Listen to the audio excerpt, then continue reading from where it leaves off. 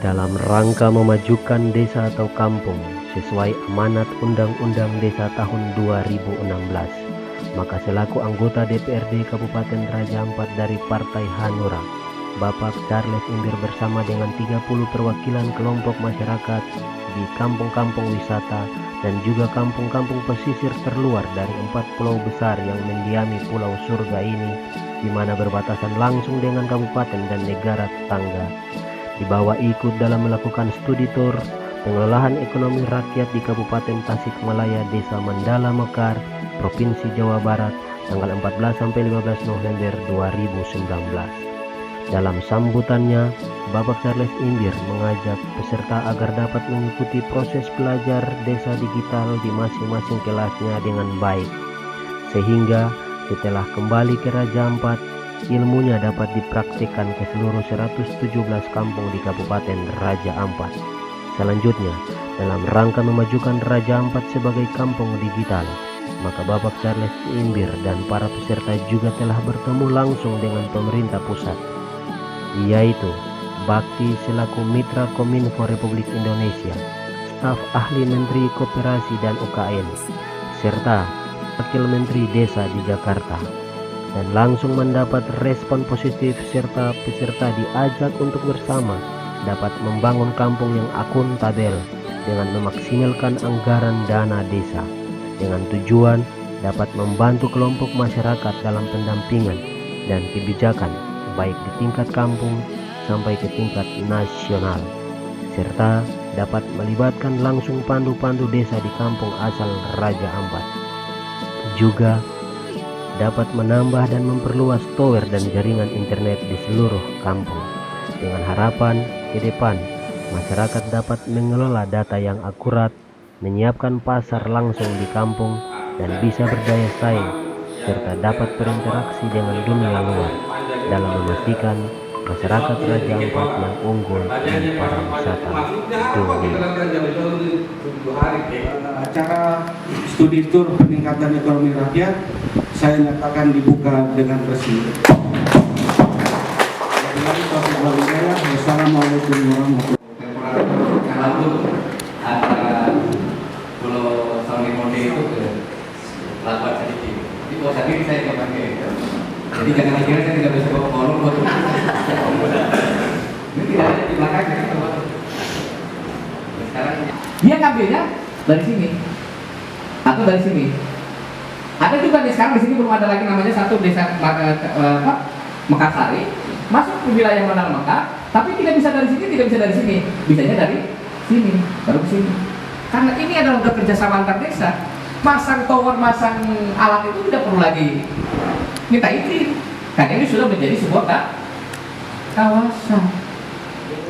Ya mungkin inilah proses awal ya. Kalau kita hari ini dan besok saya rasa waktu tidak cukup, karena ya secara garis besar oke, tapi secara praktek kita 2 hari belum maksimal, minimal 1 bulan.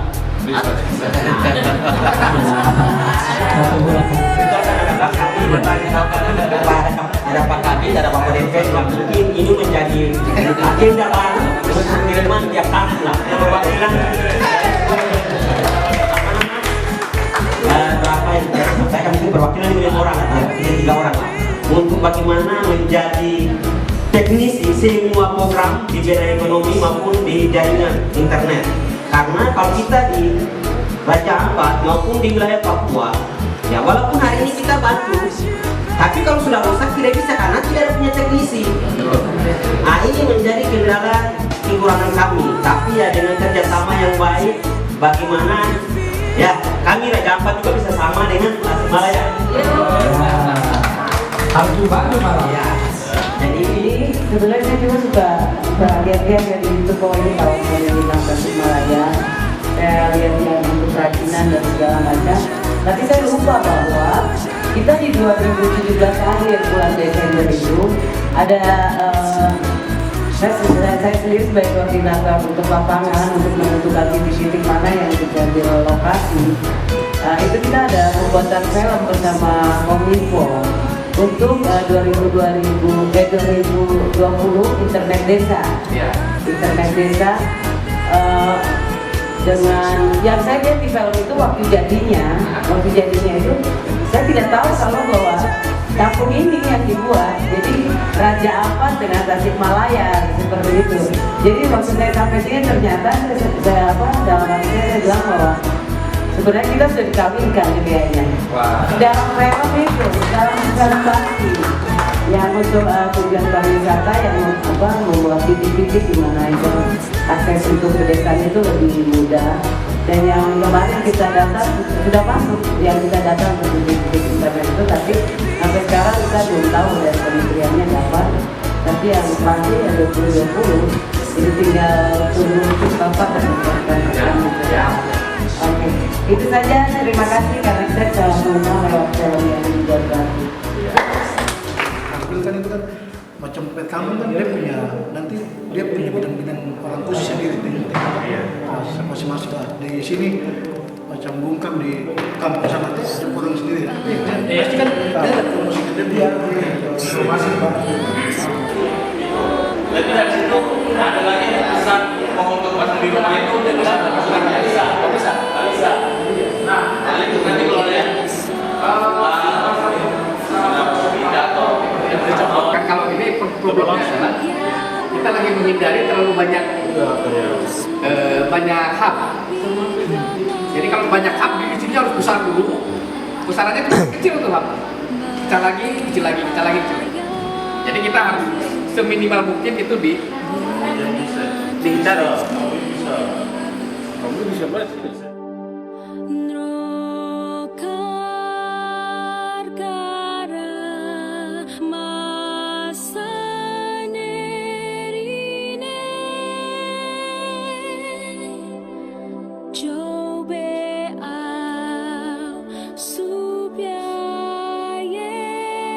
Biasanya itu diwakili oleh 5 sampai 6 orang.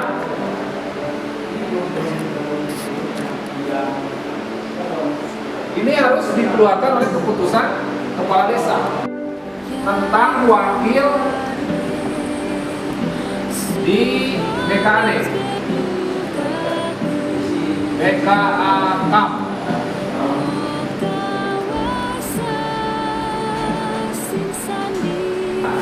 Tokoh adat, kalau di sana tokoh masyarakat itu mungkin tokoh adat, bisa. Tokoh pemuda jadi 10 orang. Yang penting itu hasil musyawarah bahwa kepala desa mengeluarkan orang yang akan diputus dalam setiap pertemuan membentuk kerjasama antar kampung itu harus hadir, wajib hadir. Karena apa? Ini mungkin berbeda.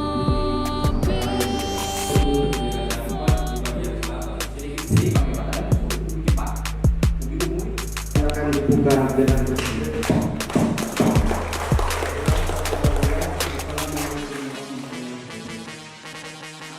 Kalau ada di sini namanya BTS Pasben. Kita gunain satu di sini, baru ke Pasben. Di Pasben itu hampir ada berapa alat? Ya, saya yakin masyarakat tidak mengenyam tujuan atau hadirnya adanya di sini. Bagaimana caranya supaya kita itu masyarakat itu sehingga yang dibagikan itu sekitar 6.000 poin. Dari satu platform ini jadi saling tahu dan disinilah bisa berputar satu-satunya website yang diinisiasi dari bawah, makanya pemiliknya susah. Jadi data-data aman ada di desa masing-masing itu buat apa gitu. Karena air itu pasti ada update, gitu kan? Ya, tapi kalau teknologi itu sebagai alat, kita akan mempergunakan semaksimal mungkin alat tersebut. Bukan kita punya FB aja kita malas update status gitu, malas bercerita.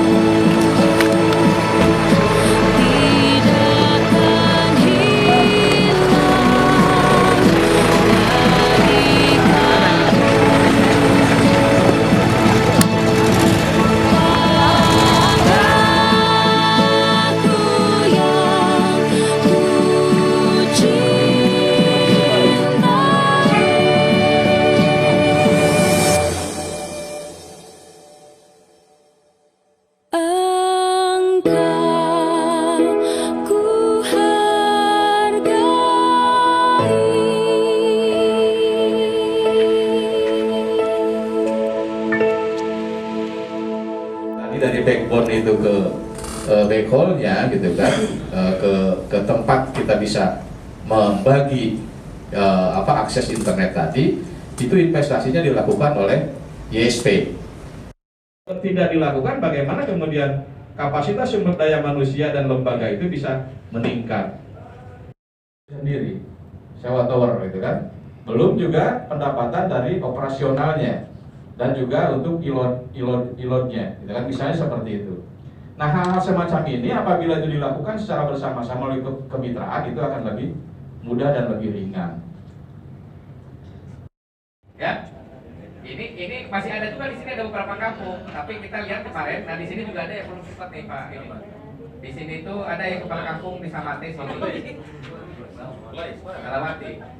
Ya, nanti di Samate itu di dalam yang ini ya Samate ya. Kalau bukan di Salobo. Itu Sulawesi Tengah. Hah? Di Sulawesi Tengah. Iya, Salobo. Sampai nggak mau disebut Salobo itu orang gitu. Ini tuh yang lokasi di kami di sana di Pasir. Ini adalah Pak Ilham. Sekarang banyak beraktivitasnya di gedung ini. Dan Pak, tidak ada satu desain bersama, arahan, terus kemudian bagaimana kemudian ini bisa jadi besar gitu, kira-kira begitu. Jadi jumlahnya banyak, ya, UMKM kita data BPS kurang lebih 60 jutaan gitu. Dan itu juga datanya juga biasanya BPS kalau UMKM ini dari dinas daerah gitu. Meskipun kita perlu cek ulang nih, validasi ulang, makanya kita lagi coba. Selamat sore teman-teman, ini di tengah kesibukan saya dijadwalkan sama Bu Sina untuk bertemu dengan Bapak dan Raja Ampat. Saya senang sekali, Raja Ampat saya baru dengar cerita dan gambarnya aja di YouTube. Belum berkunjung langsung.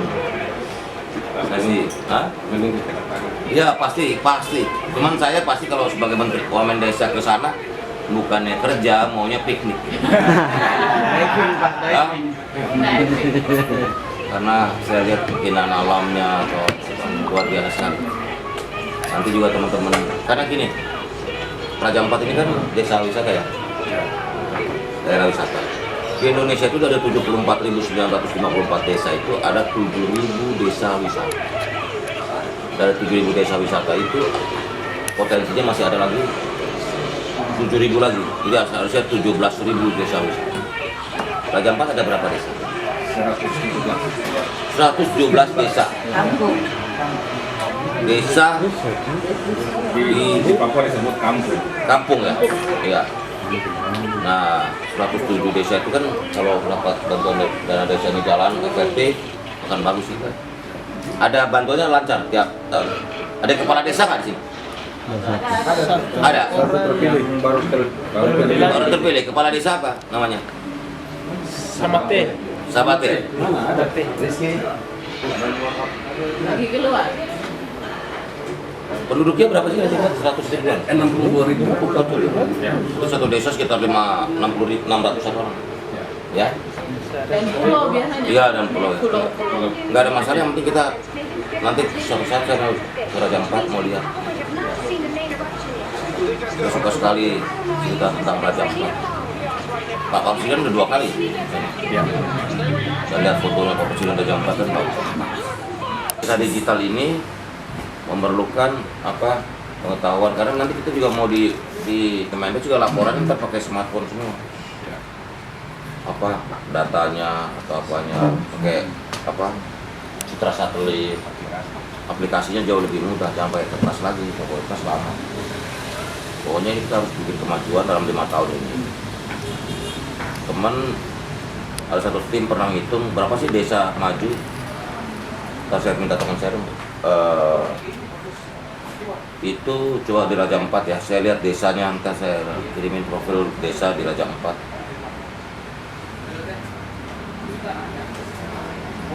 Itu bisa tahu semua nanti profilnya, berapa yang desa sangat tertinggal, berapa yang tertinggal, berapa yang berkembang, berapa yang maju, dan berapa yang mandiri. Buat Bapak Wamen yang terima kita dan memberi gambaran, memang itu tujuan kami sebenarnya, belajar ketasi, maka bangun kontak dengan final, dan memang sejak awal undang-undang desa itu kita sudah bergerak. Ya, kita tersambung dengan Tasikmalaya itu bukan baru juga, tapi sudah lama tersambung dengan Irman dan kawan-kawan. Jika tadi PP2DK, SDK, ini kita sudah kerja dari awal. Nah, saya kira dengan pertemuan ini akan membuat kita lebih akrab lagi, karena kebetulan ya ketua proyek kita juga sama-sama. Maksudnya kemudian terhubung Kira Jampat mungkin akan membantu kita, karena ya tadi kita kenapa perlu digital, karena transportasi kita mahal sekali. Betul. Karena satu orang pergi dengan satu kapal itu jumlah nilai bergeraknya sama. Iya betul. Jadi satu orang pergi 200 liter ya sama dengan satu perahu. Perahu mahal. Kalau ngangkut 50 orang 100 orang lebih murah ya.